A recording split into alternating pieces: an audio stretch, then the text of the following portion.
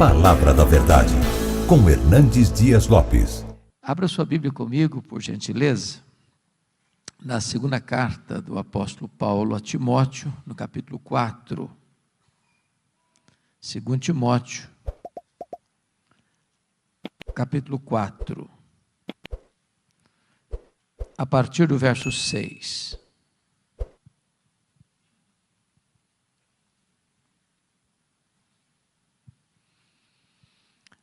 Todos vocês sabem que das 13 cartas que Paulo escreveu, esta é a última carta.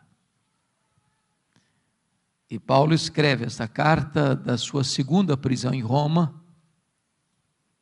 Ele escreve essa carta na masmorra mamertina, uma prisão insalubre, escura, fétida, de onde as pessoas saíam leprosas ou para o martírio. Paulo escreve essa carta não como um apóstolo, um pregador, mas ele escreve essa carta debaixo de uma pesada acusação de ser um malfeitor, um bandido, um criminoso. Acusado de ser o líder dos incendiários de Roma. Paulo escreve essa carta depois de ter todos os irmãos da Ásia o abandonado, e até Timóteo, seu filho, estar com vergonha dele. Paulo escreve essa carta depois de ser condenado à pena de morte, no corredor da morte, aguardando o dia da sua execução. É com esse sentimento que ele vai relatar para nós suas últimas palavras registradas na Bíblia antes de morrer. Portanto, o texto que vamos ler tem um peso enorme, uma carga emocional profunda. E é com esse sentimento que eu convido você a considerar essa passagem. Paulo escreve assim: quanto a mim, eu já estou sendo oferecido por libação, e o tempo da minha partida é chegado. Combati o bom combate, completei a carreira, guardei a fé. Já agora a coroa da justiça me está guardada, a qual o Senhor reto juiz me dará naquele dia. E não apenas a mim, mas a todos quantos amam a sua vinda. Procura vir ter comigo depressa, porque Demas, tendo amado o presente século, me abandonou e se foi para Tessalônica. Crescente foi para a Galácia, Tito para a Dalmácia. Somente Lucas está comigo. Toma contigo Marcos e traze-o, pois me é útil para o ministério. Quanto a Tíquico, mandei-o até Éfeso. Quando vieres, traz a capa que deixou em Trode, na casa de Carpo, bem como os livros, especialmente os pergaminhos. Alexandre, o latoeiro, causou-me muitos males. O Senhor lhe dará paga segundo as suas obras. Tu guarda-te também dele, porque resistiu fortemente às nossas palavras. Na minha primeira defesa, ninguém foi a meu favor, antes todos me abandonaram. Que isso não lhe seja posto em conta. Mas o Senhor me assistiu e me revestiu de forças, para que por meu intermédio a pregação fosse plenamente cumprida, e todos os gentios ouvissem, e fui libertado da boca do leão. O Senhor me livrará também de toda obra maligna, e me levará salvo para o seu reino celestial. A Ele glória pelos séculos dos séculos. Amém. Amém. Eu vou pedir permissão a vocês, para só voltar nesse texto, já no final da minha fala. Eu quero nesta noite apresentar a vocês o apóstolo Paulo. Este que foi certamente o maior evangelista, o maior missionário, o maior teólogo, o maior plantador de igrejas da história do cristianismo.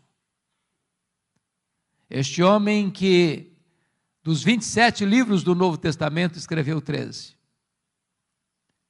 Este homem que percorreu as províncias do Império Romano, plantando igrejas na província da Galácia, da Macedônia, da Acaia, da Ásia Menor, que de Jerusalém ao Ilírico realizou a obra de Deus. Eu quero apresentar a vocês este homem que pregou com liberdade ou na prisão, em lugares públicos ou em salões fechados, com saúde ou com doença, vivendo em paz ou perseguido, e que morre pobre, velho, cheio de cicatrizes, abandonado, acusado, condenado, executado. Mas este homem, muito embora tenha fechado as cortinas da vida diante de uma providência tão carrancuda, é mais influente na história do que todos os Césares de Roma juntos. Quem é este homem? Eu gostaria de apresentar a vocês nesta noite este homem. O primeiro cenário que nós encontramos na Bíblia sobre ele está lá em Filipenses 3, 3 e 5. Ele foi circuncidado ao 8º dia, da linhagem de Israel, da tribo de Benjamim, hebreu de hebreus, quanto à lei, fariseu, quanto ao zelo, perseguidor da igreja. Ele é uma espécie de judeu puro sangue. Diz Atos 22, versículo 3, que ele nasceu em Tarso da Cilícia, e foi enviado para lá, onde morava sua irmã, para estudar aos pés do grande rabino Gamaliel, neto do famoso rabino Hilel, para tornar-se um dos expoentes do judaísmo do primeiro século. Conforme Gálatas 1,14, dentre os seus pares, ele se destacou, pelo seu zelo pela tradição do seu povo, e tornou-se certamente um grande líder, personalidade forte, determinado, tornou-se um poliglota, um grande rabino, a promessa de uma grande liderança em Israel. Mas curiosamente, enquanto Saulo crescia e se fortalecia em Jerusalém, um outro rabino também crescia em Israel, não na decantada Jerusalém, onde estava o Sinédrio, onde estavam as autoridades religiosas, mas na pequena, na desprezada Nazaré da Galileia, não perlustrando os bancos de uma academia, mas trabalhando duro, na urdidura da luta de uma carpintaria com as mãos calejadas.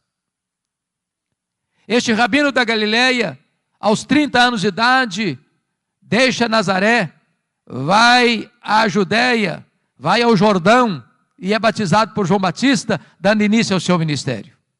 Diz a Bíblia que ele pregava não como os escribas e fariseus, mas pregava como quem tinha autoridade. Os cegos viam, os surdos ouviam, os mudos falavam, os coxos andavam, os leprosos eram purificados e os mortos ressuscitavam. Porém, o Sinédrio, maiormente os fariseus e os escribas, começaram a vigiá-lo, a persegui-lo, a buscar uma ocasião para pregá-lo no contrapé, para acusá-lo. E chegou um momento em que as autoridades de Israel resolveram prendê-lo à traição e matá-lo. Contrataram testemunhas falsas para acusá-lo. Acusaram-no de 2 gravíssimos crimes de blasfêmia contra Deus e de conspiração contra César. Cuspiram no seu rosto, esbordoaram a sua cabeça, levaram-no ao pretório romano e Pilatos, a despeito de estar convencido da sua inocência, covarde e convenientemente, o entrega para ser crucificado. Crucificam-no, sepultam-no para alívio do sinédrio judaico.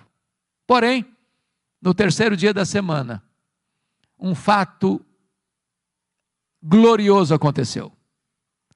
O túmulo do Rabi da Galileia foi aberto de dentro para fora.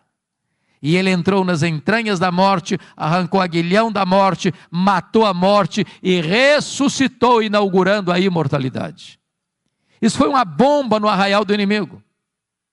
Então contrataram Saulo de Tarso, como braço de ferro do Sinédrio, para perseguir de forma implacável a igreja que estava nascendo. E este personagem, Saulo de Tarso, é reconhecido no Novo Testamento por 2 retratos. Primeiro, ele era uma fera selvagem. Se não, vejamos. Atos 9:1 diz que ele respirava ameaças e morte contra os discípulos. E esta palavra é a mesma na língua grega para uma fera selvagem que salta sobre a sua presa para destruí-la. Ele era uma fera selvagem. Aliás, diz o texto lá em 1 Timóteo 1,13 que ele era um perseguidor, blasfemo e insolente. 1 Coríntios 15:9 diz que ele se sentiu o menor dos apóstolos porque ele perseguiu a igreja de Deus. Atos 8:3 diz que ele não respeitava domicílio doméstico, ele entrava nas casas e arrastava homens e mulheres para encerrá-los em prisões, e assim ele assolava a igreja de Deus. Gálatas 1,13 diz que ele devastava a igreja de Deus. Mas Atos 9, versículo 21, diz que ele não apenas assolava a igreja de Deus, não só ele devastava a igreja de Deus, mas está escrito lá em Atos 9, 21, que ele exterminava aqueles que professavam o nome de Jesus. E vocês bem sabem que exterminar não é prender, exterminar não é bater, exterminar é matar. Saulo era um assassino, Saulo era truculento, Saulo era uma fera selvagem. Mas isso fica ainda mais claro quando você olha Atos 22:4, que diz que ele perseguiu o caminho até a morte. E notem vocês que ele não persegue apenas os crentes, ele persegue a religião dos crentes, ele persegue o caminho, com fúria assassina. Mas Atos 26, versículo 9, diz que ele entendia que devia fazer muitas coisas contra o nome de Jesus. Em outras palavras, ele não perseguia apenas os crentes, ele não perseguia apenas a religião dos crentes, ele perseguia o Deus dos crentes, ele perseguia Jesus. Mas Atos 26:10 diz que ele encerrou muitos, não poucos, não alguns, mas muitos dos santos em prisões, e contra esses muitos ele dava o seu voto quando os matavam. Ele não mandou matar pouca gente não, muita gente, muitos discípulos. Ele era um serial killer, ele era um assassino em série, ele era um homem bárbaro, ele era um sanguinário, ele era uma fera selvagem. Mas Atos 26:11 disse que por todas as sinagogas ele perseguia os cristãos, forçando-os a blasfemar. E até por cidades estranhas ele os perseguia. Agora notem vocês que Saulo não perseguia os crentes apenas fisicamente, perseguia-os também psicologicamente. Ele entrava numa sinagoga e dizia para os crentes assim: ou você nega Jesus ou eu te prendo, ou você nega Jesus ou eu te bato, ou você nega Jesus ou eu te mato. Ele era uma fera selvagem. Mas o Novo Testamento nos apresenta um segundo quadro deste homem. Ele não era apenas uma fera selvagem, ele era um touro indomável. Esta figura está lá em Atos 26:14. Quando o próprio Senhor Jesus Cristo aparece para ele no caminho de Damasco, quando ele furiosamente marchava para Damasco para prender os cristãos, e o Senhor disse para ele: Saulo, Saulo, por que me persegues? Dura coisa te é recalcitrares contra os aguilhões. Eu fui criado na região rural, e eu vi, pastor Lutero, muitas vezes alguém amansando um boi para o trabalho doméstico. E o principal instrumento para se amansar um boi bravo e torná-lo dócil e útil é o aguilhão. É o aguilhão. Às vezes, meus irmãos, nós temos a ideia de que o Espírito Santo só começou a trabalhar na vida de Saulo ali no caminho de Damasco. Isso não é um fato. Todas as vezes que Saulo entrava numa casa e arrastava homens e mulheres para a cadeia, todas as vezes que Saulo entrava numa sinagoga e forçava os crentes a blasfemarem, e esses crentes, em vez de blasfemarem, estavam dispostos a sofrer e a morrer por causa da sua fé, e Saulo mandava matar essa gente que negava ou que recusava-se a negar a Cristo, era o Espírito Santo ferroando esse touro bravo, era o Espírito Santo picando a consciência deste homem selvagem, mas ele não quer se curvar, ele não quer ser amansado, até o dia que, caminhando ele para Damasco, o domador de touro bravos brada desde as alturas e o joga ao chão e diz: Saulo, Saulo, por que me persegues? Dura coisa te é recalcitrares contra os aguilhões. O touro bravo está caído, o touro bravo está vencido, o maior perseguidor do cristianismo está convertido. Encerra-se aqui o primeiro capítulo da sua vida, abre-se um novo capítulo na sua história, a preparação de Saulo para o ministério. Diz a Bíblia que ele ficou cego, e ele é levado aqui da estrada de Damasco para a rua direita, na casa de Judas, onde fica 3 dias cego, orando. E então o Senhor aparece a Ananias em uma visão, lá em Damasco, e diz: Ananias, vá à rua direita, na casa de Judas, e impõe as mãos sobre Saulo, ele está orando, para que ele recobre a sua visão. E Ananias responde: mas Senhor, eu tenho ouvido de tanta gente quantos males tem feito este homem aos teus santos em Jerusalém. E o Senhor diz: vai, porque ele é para mim um vaso escolhido. Eu enviarei para longe aos gentios, aos reis, ao seu próprio povo, e eu lhe mostrarei o quanto importa sofrer pelo meu nome. Diz a Escritura que Ananias foi, que Ananias impôs sobre ele as mãos, escamas como que caíram dos seus olhos, ele ficou cheio do Espírito Santo, e ele se levantou, e ele foi batizado. Agora eu peço que você abra sua Bíblia comigo, por favor, em Atos 9:20.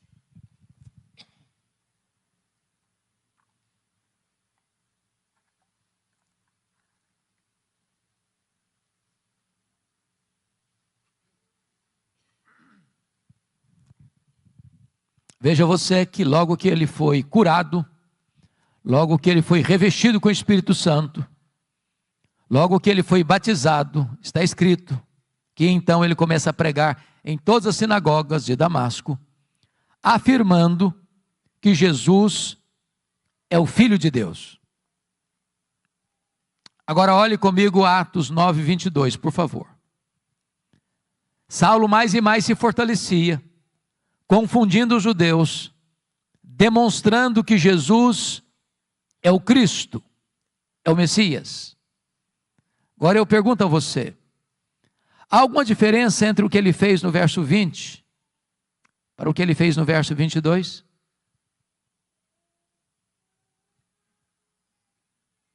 No verso 20 ele afirma que Jesus é o Filho de Deus. No verso 22 ele demonstra que Jesus é o Cristo, o Messias. Há uma profunda diferença. Demonstrar é provar uma tese detalhada, meticulosa e exaustivamente.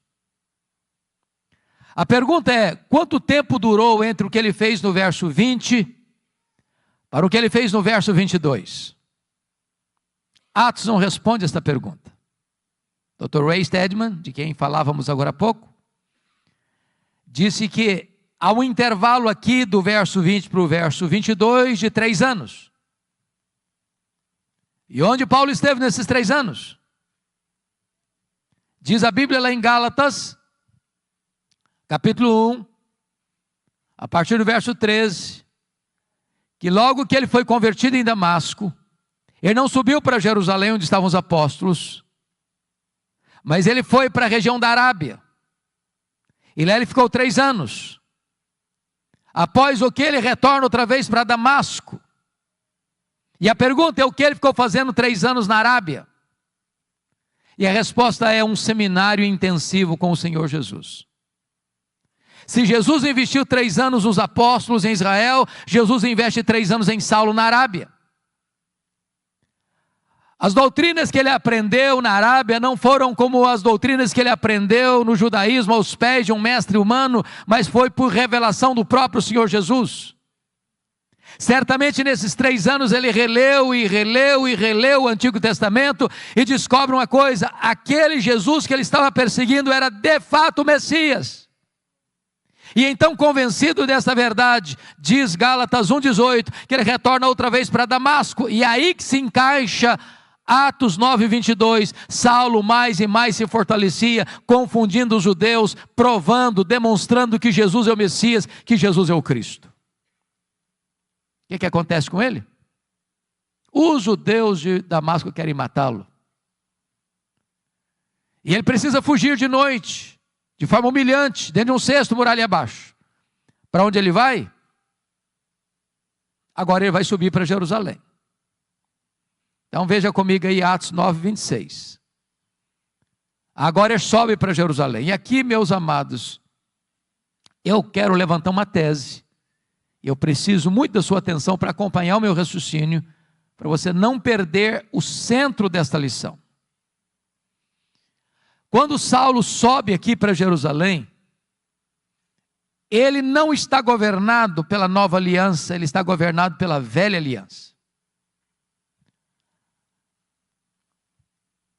A nova aliança é uma doutrina gloriosa, que o próprio Paulo vai ensinar na sua segunda carta aos Coríntios, a partir do capítulo 2, versículo 14, quando ele diz: graças, porém, a Deus, que em Cristo sempre nos conduz em triunfo, e por meio de nós manifesta a fragrância do seu conhecimento, tanto nos que são salvos como nos que se perdem, para esse cheiro de vida para a vida, para aqueles aroma de aroma para a morte. Mas quem, porém, é suficiente para essas coisas? E a pergunta fica no ar, sem resposta. E a resposta só chega no capítulo 3, versículos 4 e 5, quando ele diz: a nossa suficiência vem de Deus. Quando Moisés desceu do Monte Sinai, com as tábuas da lei, o povo disse para Moisés: tudo que o Senhor falou, nós faremos. E eu pergunto a vocês: fizeram? E a resposta é não. Por que não? Faltou sinceridade do povo? Não, faltou poder. Na velha aliança tudo depende de você, nada de Deus. Na nova aliança tudo depende de Deus, nada de você. A nossa suficiência vem de Deus. Então a tese que eu quero levantar agora é que quando Saulo sobe para Jerusalém, em Atos 9,26, ele não está governado pela nova aliança, mas pela velha aliança. Por quê? Porque ele está convencido de uma coisa. Ele está convencido de que ele será o grande líder da igreja de Jerusalém. E ele tinha motivos para isso? Primeiro, todos os apóstolos de Jesus, exceto Judas Iscariotes, eram galileus. E vocês bem sabem que aqui na Judéia, os galileus eram tidos como gente de segunda classe. Tanto é fato que quando o Espírito Santo foi derramado, lá em Atos 2, o derramamento do Espírito produziu na multidão 3 reações. Primeiro, ceticismo. O que quer isso dizer? Segundo, preconceito. São galileus. Terceiro, zombaria. Estão bêbados. Saulo deve ter pensado assim: esses galileus aqui na Judéia, aqui em Jerusalém, não vão conseguir nada não. Segundo, os apóstolos do Senhor Jesus Cristo, além de galileus, eram iletrados. Jerusalém era a capital intelectual da teologia. Lá estavam os escribas, lá estavam os fariseus, lá estavam os saduceus, lá estavam os teólogos da época. E Saulo deve ter pensado: esses discípulos aí, além de galileus, são iletrados, eles não vão conseguir nada aqui em Jerusalém. Saulo deve ter pensado assim: eu tenho o melhor preparo, eu tenho o melhor currículo, eu tenho melhor performance, eu tenho as características que essa cidade precisa para que o evangelho deslanche aqui. Sabe o que aconteceu? Veja aí Atos 9,26. Quando ele chega em Jerusalém, os discípulos todos não acreditaram na conversão dele. Pensaram que ele estava sabotando a fé para perseguir os cristãos e bater a porta da igreja na cara dele. Para quem queria ser líder, nem recebido foi.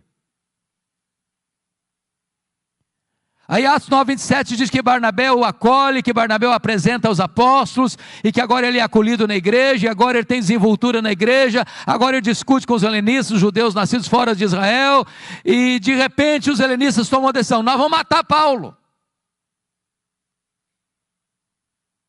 E aí Atos 9:29 diz que os discípulos se reuniram e falaram assim para Paulo: olha, você tem que ir embora da nossa igreja, dá para você ser nosso pastor não. Agora preste atenção no que eu vou lhes dizer. Não é fácil para um pastor estar convencido que deve ficar na igreja, quando os membros da igreja estão convencidos que deve ir embora da igreja. Não é fácil não. Mas sabe o que aconteceu com ele? Ele não foi embora. Mas não era só os crentes que queriam que ele fosse embora não. Atos 22, versículo 17, diz que ele estava no templo orando, quando o Senhor aparece para ele numa visão e diz: vai embora de Jerusalém, porque eles não vão te ouvir. Hoje, gente, ser mandado embora de uma igreja, pelo conselho da igreja, pelos membros da igreja, é uma coisa. Mas ser mandado embora da igreja pelo próprio Deus, parece que não sobra mais opção. Sabe o que aconteceu com ele? Ele não foi embora. Ele começa a discutir com Deus. Ele começa a razoar com Deus. Mas Senhor, eu persegui a igreja aqui. Quando mataram Estevão, tua testemunha, eu estava presente, consentia nisso. Até guardei as vestes daqueles que o apedrejaram. Sabe o que ele está dizendo para Deus? Ô Deus, o Senhor pensa melhor, o Senhor pensa direito. O Senhor não pode cometer esse erro estratégico. Se eu sair daqui, essa igreja não vai para frente. Eu não posso sair daqui. Sabe o que aconteceu?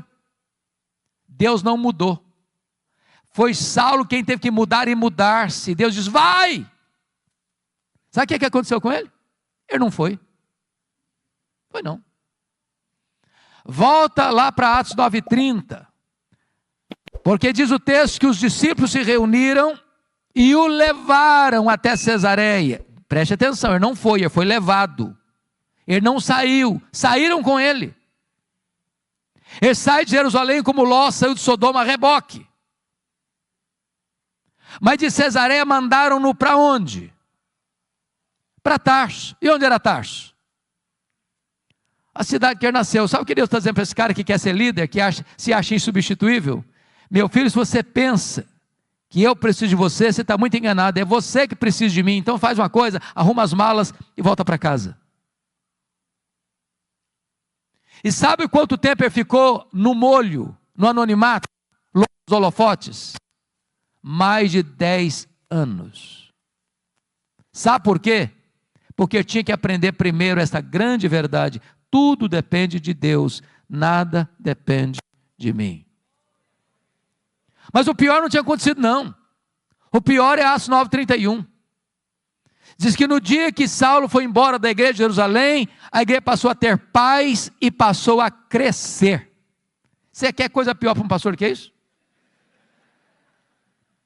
No dia que vai embora da igreja, todos os problemas da igreja se resolvem. E a igreja deslancha.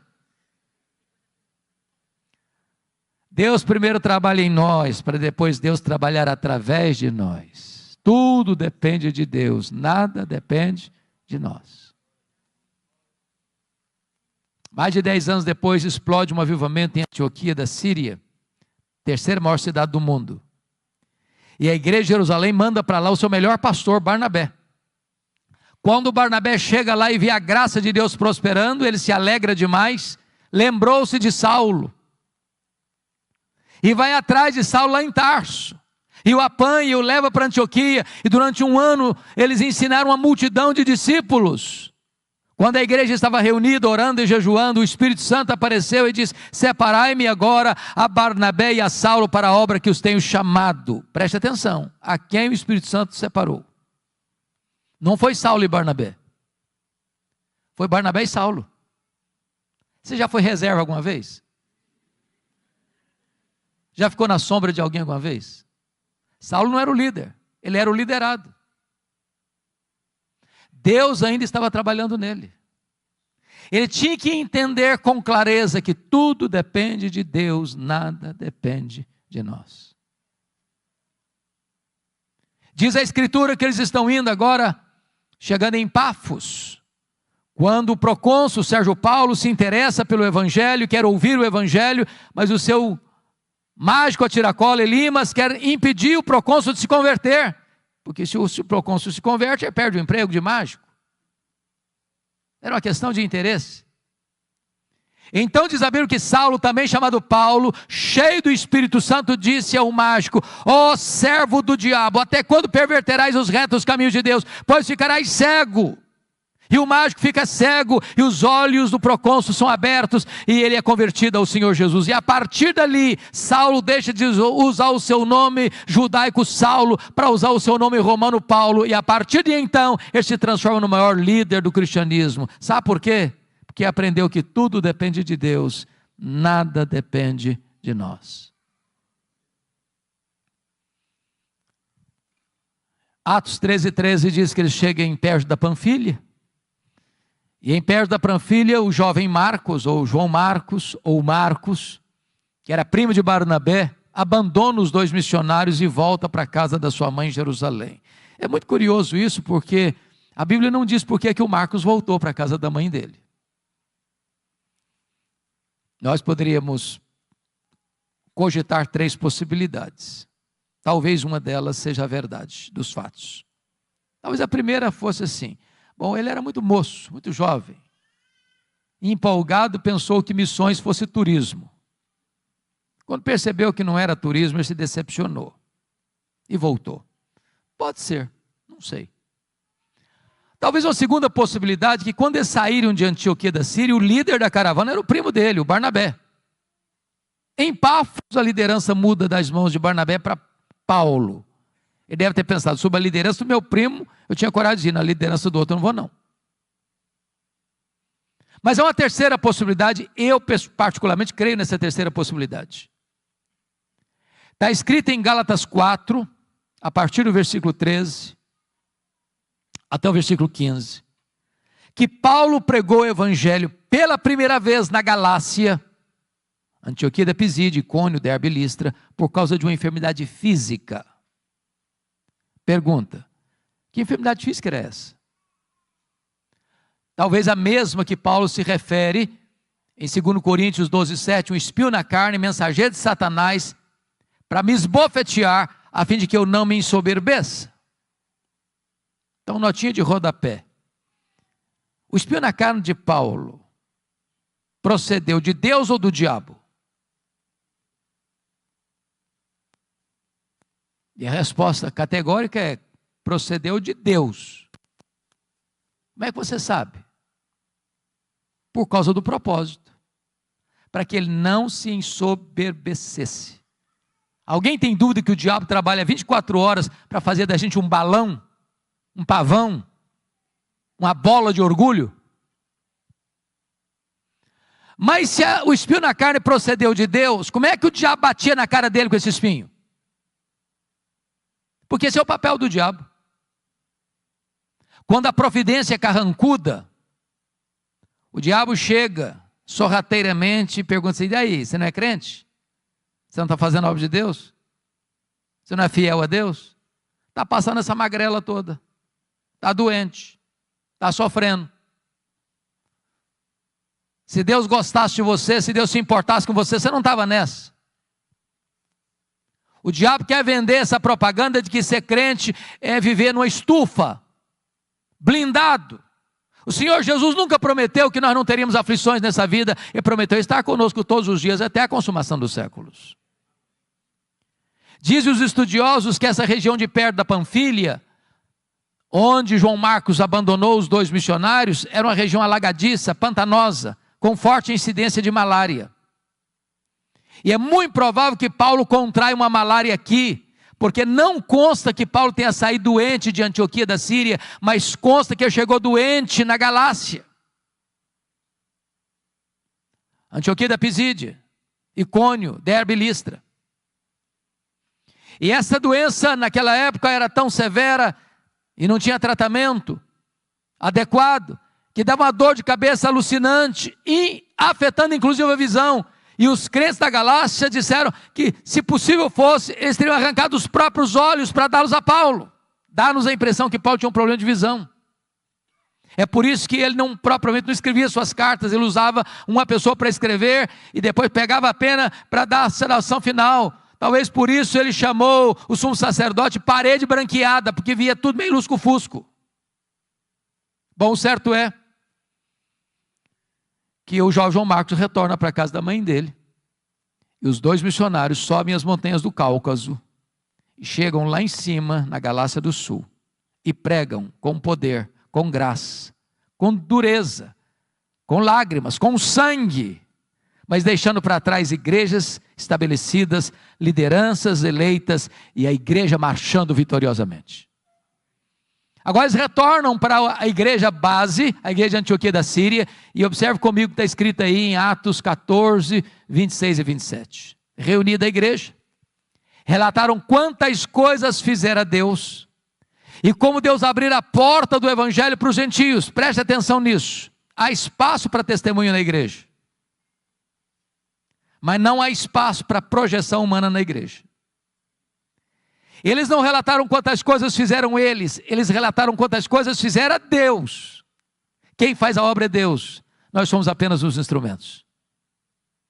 Agora note outra coisa, quando a igreja cresce, os problemas surgem, porque não há crescimento de igreja sem luta.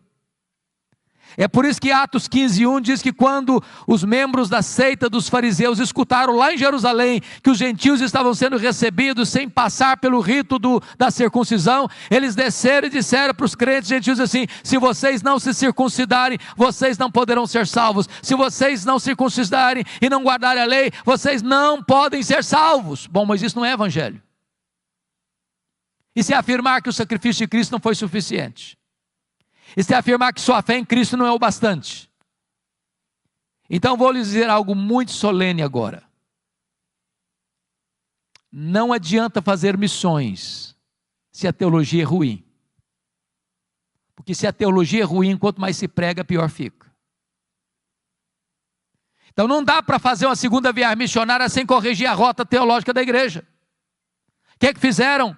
Convocaram um concílio em Jerusalém, os apóstolos, os presbíteros, e eles se reuniram para debater a matéria. Lá estava sob a liderança de Tiago, irmão de Jesus, lá estava o testemunho de Barnabé, de Pedro, de Paulo, e então tomam a decisão, e escrevem a decisão, comunicam a decisão às igrejas. É só a fé em Cristo para a salvação, não se agrega mais nada à obra perfeita e cabal do Senhor Jesus Cristo. Agora a teologia está boa, agora Paulo precisa voltar, e agora note comigo Atos 15:36. Ele chega para Barnabé e diz: Barnabé, vamos voltar para a segunda viagem missionária, Barnabé? Vamos visitar aquelas igrejas que nós plantamos, vamos fortalecer aqueles irmãos? Barnabé diz: vamos, Paulo, vamos sim. Só um detalhe, eu quero levar comigo, com a gente, o meu primo, o Marcos. Paulo respondeu assim: eu não acho justo levarmos aquele que nos abandonou desde perto da Panfilha. E aí diz o texto que houve uma desavença tal entre os dois líderes, Paulo e Barnabé, que os dois não caminharam juntos mais.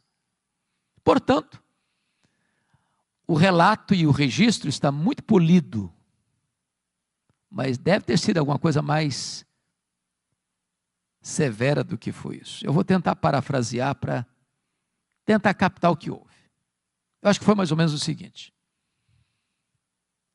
Paulo chegou para o Barnabé e disse: Barnabé, que decisão maravilhosa o concílio de Jerusalém tomou.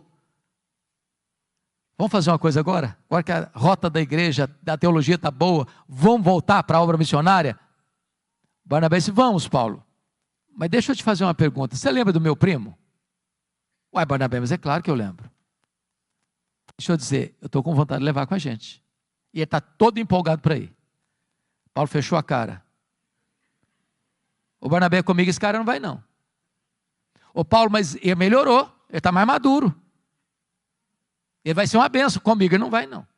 Mas Paulo, deixa eu te falar, você não pode ser tão duro assim não. Vamos dar uma chance para o menino, comigo ele não vai. Mas Paulo, ele vai ser útil para nós, comigo ele não vai, Barnabé. Pronto, acabou, não vai. Deixa eu dizer uma coisa, notinha de rodapé. Os líderes da igreja não deviam brigar não, sabia? Mas às vezes brigam. Mas até quando os líderes brigam, o plano de Deus não pode ser frustrado. Porque agora, em vez de uma caravana, tem duas. Barnabé pega o Marcos e leva lá para Chipre. Paulo pega um profeta da igreja de Jerusalém, Silas, e vai para outra direção. Eu fico imaginando se não tivesse um Barnabé na vida do Marcos. Você já se sentiu persona não grata alguma vez? Já se sentiu descartado alguma vez? Já escutou de alguém comigo que você não trabalha? Você não tem perfil? Eu não acredito em seus dons, não acredito nos seus talentos, não acredito em você? Barnabé investiu no menino. Mais tarde Pedro discipulou esse Marcos. Mais tarde esse Marcos foi o primeiro evangelista a escrever o evangelho. Foi o primeiro evangelho a ser escrito, foi Marcos. Mais tarde Paulo vai dizer: ô Timóteo, quando você vier aí, meu filho, traz o Marcos aí com você. Ele me é útil para o ministério.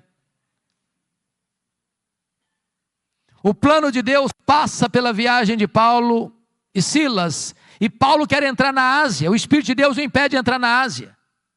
E de repente ele escuta a voz de um varão macedônio: passa Macedônia, ajuda-nos. E ele entra na Macedônia, ele entra na Europa. E louvado seja Deus. Talvez você e eu estejamos aqui nesta noite porque o Espírito Santo inclinou a obra missionária para o Ocidente, não para o Oriente naquele tempo.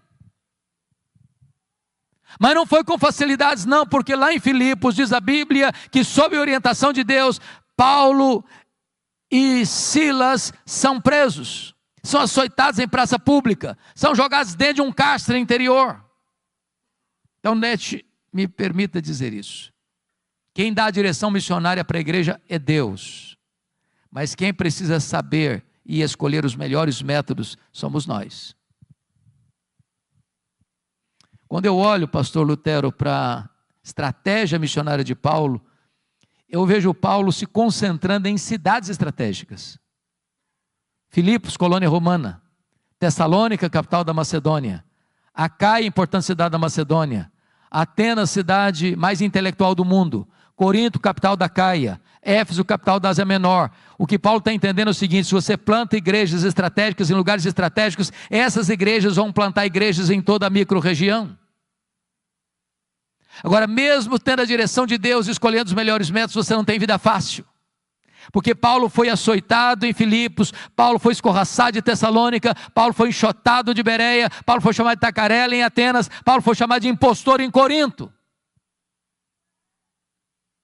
Ele vai para a terceira viagem missionária, dedicando-se 3 anos em Éfeso, e lá ele enfrenta feras, e ele diz que enfrentou lutas maiores que as suas forças. Mas notem, depois de 3 anos em Éfeso, onde ele experimenta um grande avivamento, e onde ele planta igrejas direto ou indiretamente em toda a província da Ásia Menor, como Esmirna, Pérgamo, Tiatira, Sardes, Filadélfia, Laodiceia, Colossos e Hierápolis, agora ele está retornando para Jerusalém por uma razão. Vocês se lembram que havia uma profecia de Ágabo, relatada lá em Atos 11, de que haveria uma fome no mundo, no período do imperador Cláudio, que governou o Império Romano do ano 41 ao ano 54. Esta fome chegou. E Atos 18:2 diz que o imperador Cláudio expulsa os judeus que vivem em Roma. E diz Gálatas 2:10 que Paulo assume um compromisso com os líderes da igreja de Jerusalém, que ele iria para os gentios, mas ele não se esqueceria dos pobres. Em outras palavras, evangelização, obra missionária e socorro aos necessitados não são coisas que estão em conflito, mas caminham juntas. Então você vai notar, 2 Coríntios 8, 9, e também 1 Coríntios capítulo 16, e também Romanos 15, que Paulo está levantando uma coleta, uma oferta especial para os pobres da Judeia, nas igrejas gentílicas das províncias da Galácia, da Macedônia, e da Acaia e da Ásia Menor. E ele está levando essas ofertas para Jerusalém. Quando ele chega e desembarca em Cesareia Marítima, Ágabo o prende com um cinto e diz: é isso que eles vão fazer com você lá em Jerusalém. Os discípulos tentam demovê-lo. Ele diz: vocês estão fazendo comigo? Eu estou pronto não só a ser preso em Jerusalém, eu estou pronto a morrer por Jesus em Jerusalém. E ele chega lá, e ele entrega as ofertas, e ele é preso. 40 judeus entram em voto de anátema, dizendo: nós não vamos comer, nós não vamos beber, enquanto nós não matarmos Paulo. A notícia vaza, chega o sobrinho de Paulo, ele vai e comunica a Paulo, que comunica ao comandante, e naquela mesma noite Paulo é trasladado de Jerusalém para Cesareia Marítima, onde ficava todo o aparato militar de Roma, e Paulo fica ali 2 anos sendo acusado pelos judeus, sob a égide dos governadores Félix e Festo. Agora preste atenção nisso. Com a mudança de governo de Félix para Festo, toda transição de governo é época de reivindicações. Então, o Sinédrio jeitosamente disse para o governador Festo: ô governador, esse preso aí está no fórum errado. O fórum dele não é Cesareia, é Jerusalém. Então, quem deve julgar esse homem não é o governador, não é uma questão política, não interessa a Roma isso, é uma questão puramente religiosa. Nós somos o fórum adequado, legítimo, onde ele deve ser julgado, mas queriam matar Paulo na estrada. Paulo percebe a traição e diz para o governador: eu sou cidadão romano, eu quero ser julgado diante de César. O governador diz: para César você quer ir? Para César você irá. Mas antes, Atos 23:11, diz que o próprio Senhor apareceu para Paulo em Jerusalém e disse: coragem, Paulo, assim como você deu testemunho aqui em Jerusalém, eu quero que você dê testemunho também em Roma. Paulo quer ir para Roma, Deus o quer em Roma, mas quando ele parte para ir para Roma, ele enfrenta um naufrágio. Você pode entender isso? Tinha 276 pessoas dentro daquele navio. O pânico, o medo tomou conta de todo mundo. 14 dias sem saber se era dia ou noite. Ninguém conseguia comer, era um pânico todo, a morte mostrava a carranca para eles. Quando tudo parecia perdido, um anjo de Deus apareceu para Paulo dentro do navio e disse: coragem, Paulo, ninguém vai morrer, eu entreguei toda essa gente na sua mão, mas é necessário que vocês vão andar numa ilha. E aí eles começam a orar. A oração mais óbvia que eu vejo na Bíblia, eu não encontro nenhuma oração mais óbvia do que essa. Sabe por que eles oraram? Para o dia amanhecer. Você já orou para o dia amanhecer? Porque o dia amanhece se você orar. E se você não orar, ele amanhece do mesmo jeito. Mas por que eles oraram para o dia amanhecer? É que tem hora que a escuridão da alma é tão densa, que você diz: meu Deus, eu não aguento mais. Ou o dia amanhece, ou eu pereço. Quando o dia amanheceu, eles avistaram a ilha de Malta. O navio se arrebenta todo, mas ninguém perece, todos se salvam. Os malteses, que eram bárbaros, não falavam o grego, prepararam uma grande fogueira para aquecê-los. E diz a Bíblia que dos 276 que estavam dentro do navio, o único que quis manter a chama acesa foi Paulo. Foi catar uns gravetos para jogar na fogueira.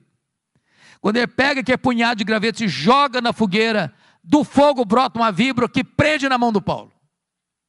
E os bárbaros gritaram: é um assassino, tenta se livrar do mar, a justiça não deixa viver, vai cair, vai inchar, vai morrer. Não caiu, não inchou, não morreu, mudaram de opinião, é um Deus. Não, agora não é nem um assassino e nem um Deus, é um servo do Deus vivo.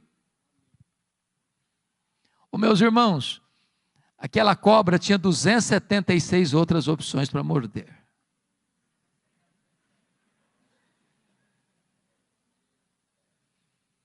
Pois bem, agora Paulo fica os 3 meses de inverno pesado ali na ilha de Malta, porque era a providência de Deus. Sabe por quê?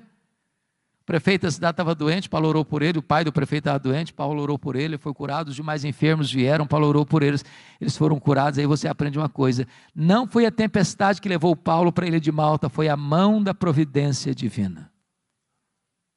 Tem hora que parece que a vida está de ponta cabeça, e Deus está escrevendo o capítulo mais emocionante da sua vida. Paulo chega em Roma não como gostaria de ter chegado. E queria ter chegado para ficar com a igreja, para encorajar a igreja, para ser abençoado pela igreja, para ser enviado para a Espanha pela igreja de Roma. Mas ele chega preso, chega algemado. Mas ele vai dizer na carta aos Filipenses 1,12 assim: meus irmãos, eu quero que vocês saibam que as coisas que me aconteceram têm antes contribuído para o progresso do Evangelho. Agora notem isso. Você poderia chegar para Paulo e perguntar assim: ô Paulo, que coisas lhe aconteceram? Que coisas, Paulo? Ele podia fazer um resumão para nós. Ele pode dizer o seguinte: olha gente, eu fui perseguido em Damasco, eu fui rejeitado em Jerusalém, eu fui abandonado em Tarso, eu fui apedrejado em Listra, eu fui açoitado em Filipos, eu fui escorraçado em Tessalônica, eu fui enxotado de Bereia, fui chamado de tagarela em Atenas, eu fui chamado de impostor em Corinto, eu enfrentei feras em Éfeso, eu enfrentei um naufrágio para Roma, fui picado por uma cobra em Malta, eu cheguei em Roma preso e algemado, mas eu quero que vocês saibam que as coisas que me aconteceram têm antes contribuído para o progresso do Evangelho. Se eu não crê em acaso, se eu não crê em sorte, se eu não crê em azar, se eu não crê em determinismo cego, se eu não crê que a mão de Deus dirige o seu destino. E porque ele está preso em Roma, em Filipenses 1, ele diz que 3 coisas aconteceram com ele. Primeiro, as igrejas foram mais encorajadas a pregar. Quando viram Paulo preso e trabalhando, se mexeram. O Ray Stedman, neste livro que nós comentávamos agora há pouco, A Dinâmica de uma Vida Autêntica, diz que um dos bons e eficazes métodos de crescimento de igreja, eu pessoalmente não gosto dele, é o seguinte: você quer ver a igreja crescer? Bote os pastores na cadeia e a igreja crescerá.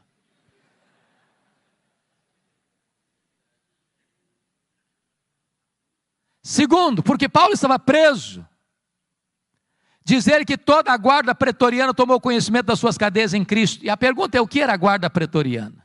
Era a guarda de elite do imperador. Era os soldados da mais alta patente do império. Eram 16 mil soldados de escol.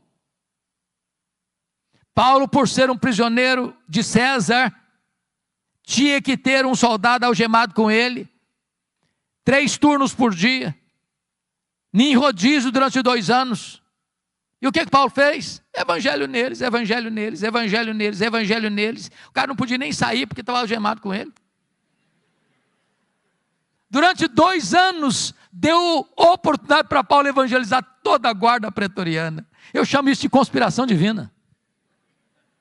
Nero não sabia disso, mas Deus o havia constituído em presidente das missões estrangeiras do império, que botou lá dentro do palácio o maior evangelista daquela época, e diante dele seu auditório. Por isso, quando ele termina essa carta aos Filipenses, capítulo 4, verso 22, ele diz: os santos vos saúdam, especialmente os da casa de César. Terceiro, porque Paulo estava preso, ele não podia visitar as igrejas, como era seu costume. O que ele fez? Começou a escrever cartas, as cartas da primeira prisão. Filipenses, Efésios, Filipenses, Colossenses, Filemon. Se Paulo estivesse solto, provavelmente nós não teríamos essas joias na nossa Bíblia. Então entenda uma coisa: quando as coisas parecem estar fora de controle na sua vida, Deus está no controle e está escrevendo o capítulo mais importante da sua vida. Dessa primeira prisão, Paulo orou para sair, pediu oração para sair, e de fato saiu. Eu acho que ele fez a 4ª viagem missionária. Deixou Tito em Creta, deixou Timóteo em Éfeso, passou por Nicópolis, muito provavelmente foi à Espanha, como era seu desejo. Mas um fato acontece nesse interregno.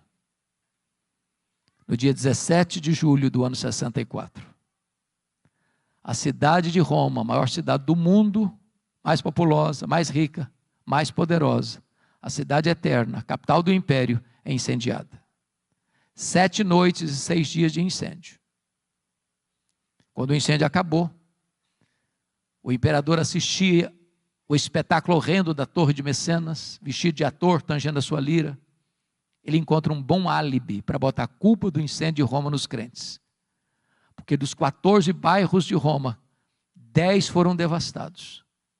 Mas os 4 que sobraram eram densamente povoados por judeus e cristãos.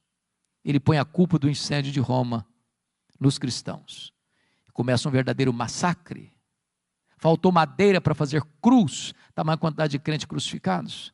Quando não tinha mais madeira para fazer cruz, os crentes eram cobertos de piche, amarrados nos postes e queimados vivos para iluminar as noites de Roma. Paulo, a essas alturas, já era o maior líder do cristianismo. Começam a caçá-lo, até que botam a mão nele. talvez em Trode, na casa de Carpo. Não deu prazo de pegar seus livros, seus pergaminhos, sua capa surrada. E agora ele é jogado na masmorra mamertina, um lugar úmido, frio, insalubre, de onde as pessoas saiam leprosas ou para o martírio. Pois é de dentro dessa masmorra que ele escreveu o 2 Timóteo. E agora eu peço que você abra lá no texto lido, para nós encerrarmos. A pergunta é, como é que esse homem se sente?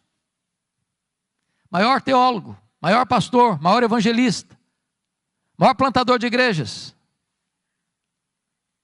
velho, pobre, cheio de cicatrizes, dentro de uma masmorra, acusado, abandonado, condenado, no corredor da morte, aguardando o dia da sua execução. Como é que esse homem se sente? Pois ele vai fazer para nós uma avaliação da vida, nos versos 6 a 8. Primeiro, ele avalia o seu passado no verso 7. Confira aí comigo, todos os verbos estão no passado. Combati o bom combate, completei a carreira, guardei a fé. Ele está dizendo o seguinte, a vida não foi de amenidades, foi um combate. Eu não larguei a obra de Deus no meio do caminho, não. Eu completei a carreira, eu não negociei a verdade, nem transigi, nem com a minha consciência, não. Eu guardei a fé. Notem comigo no verso 6, que vai fazer uma avaliação do presente agora. Quanto a mim, já estou sendo oferecido por libação, e o tempo da minha partida é chegado. Sabe o que ele está dizendo para Timóteo? Ô Timóteo, Roma vai me matar. Mas deixa eu dizer, Timóteo, não é Roma que vai me matar, não. Eu vou me entregar. E eu não vou me entregar para Roma, não, Timóteo. Eu vou me entregar para Deus, como uma oferta de libação ao Senhor. E tem mais, Timóteo, eu não vou morrer, não. Eu vou partir. Porque a palavra partida aí é um eufemismo para a morte. E essa palavra partida no grego tem 3 significados. Primeiro, essa palavra significava tirar o peso das costas de alguém. Sabe o que é morrer para um crente? Apocalipse 14, 13 diz o seguinte, que é descansar das suas fadigas. Segundo, a palavra partida significa desatar um bote de um tronco e atravessar para o outro lado do rio. Sabe o que é morrer para um crente? É fazer a última viagem da vida rumo à pátria celestial. Terceiro, a palavra partida no grego significa afrouxar as estacas de uma barraca, levantar acampamento e ir para sua casa permanente. Sabe o que é morrer para um crente? É mudar de endereço e ir para a casa do Pai. Paulo não está com medo de morrer, porque sabe em quem tem crido e está pronto indo. Mas agora Paulo vai fazer uma avaliação do seu futuro no verso 8, confira comigo. Já agora a coroa da justiça me está guardada, a qual o Senhor reto juízo me dará naquele dia, e não apenas a mim, mas a todos quantos amam a sua vinda. O que Paulo está dizendo é o seguinte, ô Timóteo, o juiz de Roma, no tribunal de Roma, me considerou culpado, e vai me executar. Mas isso, Timóteo, não me importa. O que me importa de fato é que o reto juiz, diante de quem todos vão ter que comparecer, já me justificou. Eu não tenho mais nenhum crime, nenhum pecado, Timóteo. A minha dívida está paga, eu estou livre, eu estou inculpável diante do tribunal de Deus, porque foi declarado justo por causa da justiça de Cristo imputada a mim. Então, Timóteo, eu não estou indo, Timóteo, para a espada de Roma degolar minha cabeça. Eu estou indo, na verdade, é receber a coroa da justiça do reto juiz. Louvado seja o Senhor. Mas, irmãos, esse homem não é um super-homem. Esse homem não é um super-crente. Esse homem é um homem, como você e eu. E antes de morrer, ele abre o coração e compartilha conosco os últimos sentimentos da sua alma, as lutas que viveu no corredor da morte. E a primeira coisa que ele vai dizer para nós, está no versículo 9, é lidar com o drama da solidão. Procura vir ter comigo depressa. Versículo 21, venha meu filho antes do inverno. Este homem que investiu a vida em gente, no final da vida, não tem alguém para lhe dar um abraço. Segundo, ele vai compartilhar conosco a dor do abandono no versículo 10. Demas, tendo amado o presente século, me abandonou. Aquele que fez a obra de Deus com tanto zelo, com tanto vigor, que investiu a vida na vida de tanta gente, agora está vivendo o drama de ser abandonado na velhice, na hora que mais precisa de ajuda. Terceiro, e compartilhe conosco o drama das privações. Versículo 13 e 14. E tem privação emocional, precisa de gente. Gente precisa de Deus, mas gente precisa de gente. Privação mental. Está precisando de ler. Traz os meus livros. Traz os pergaminhos, as cópias da Bíblia. Me impressiona, Paulo, porque está morrendo, mas quer ler mais. Tem gente que passa a vida inteira sem ler nada. Mas em terceiro lugar, ele estava enfrentando privações físicas. Você sabe que gente velha sente mais frio do que gente nova. Roma, no inverno, chega a temperaturas abaixo de zero. Lá dentro da masmorra é tão frio ou mais frio que aqui fora. O homem que foi o maior bandeirante da fé, está fechando as cortinas da vida, não tem uma capa surrada para usar, para aquecer o seu corpo. Isso, meus irmãos, é um alerta para nós, que às vezes tendo casa para morar, tendo cama para dormir, tendo roupa quente para vestir, tendo comida farta sobre a mesa, ainda está murmurando. Paulo, no final da sua vida, talvez lida com o maior de todos os dramas. É o drama da ingratidão. Versículo 16 diz: na minha primeira defesa, ninguém foi a meu favor, mas todos me abandonaram. Mas louvado seja Deus, pelo versículo 17, onde você encontra uma conjunção adversativa, mas o Senhor me assistiu, me revestiu de forças, para que por meu intermédio a pregação fosse plenamente cumprida e todos os gentios ouvissem, e fui libertado da boca do leão. O Senhor me livrará de toda obra maligna, me levará salvo para o seu reino celestial. Louvado seja Deus. Você pode perder o apoio da terra, mas jamais perder o apoio do céu. Você pode ser abandonado pelos homens, mas jamais será abandonado por Deus. Quis a providência divina, irmãos, que o final da história deste homem não estivesse registrada nas Escrituras. Mas eu vejo esse dia. Eu imagino esse dia. Eu imagino essa cena. De um dia o carcereiro, o carrasco, sem alma, sem piedade, endurecido, recebendo em sua mesa, talvez um pedaço de couro, contendo o nome de um prisioneiro que deveria ser executado naquele dia. E eu imagino esse homem se levantando da sua cadeira, com passadas largas e pesadas, com um molho de chaves numa mão, uma tocha de fogo na outra. E eu vejo esse homem entrando e abrindo aquela pesada porta de ferro. Eu vejo esse homem entrando com aquela tocha de fogo e gritando: prisioneiro Paulo, prisioneiro Paulo, prisioneiro Paulo. E lá no fundo o velho responde: sou eu estou aqui. Ele é acorrentado, ele é retirado da masmorra, é levado para o local da execução. E por ser certamente o prisioneiro mais conhecido e mais famoso de Roma, porque era o grande bandeirante da fé de todo o império, o carrasco lhe pergunte: você quer dizer algumas palavras antes de morrer? Talvez esperando que ele fosse expor a sua mágoa, sua revolta, sua dor, por ter sido acusado, maltratado, abandonado, reduzido à calamidade. Eu imagino Paulo respondendo assim: eu tenho alguma coisa para dizer. E talvez Paulo pudesse recordar do que escreveu para Timóteo.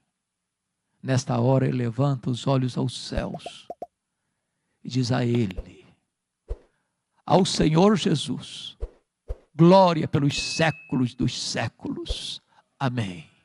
Botou a cabeça no cepo, a espada de Roma tosou-lhe a cabeça para um lado, corpo para o outro, tombou na terra como um mártir, mas foi recebido no céu como um príncipe. É este homem que diz hoje para você e para mim: sede meus imitadores, como eu sou de Cristo. Que Deus nos ajude. Amém.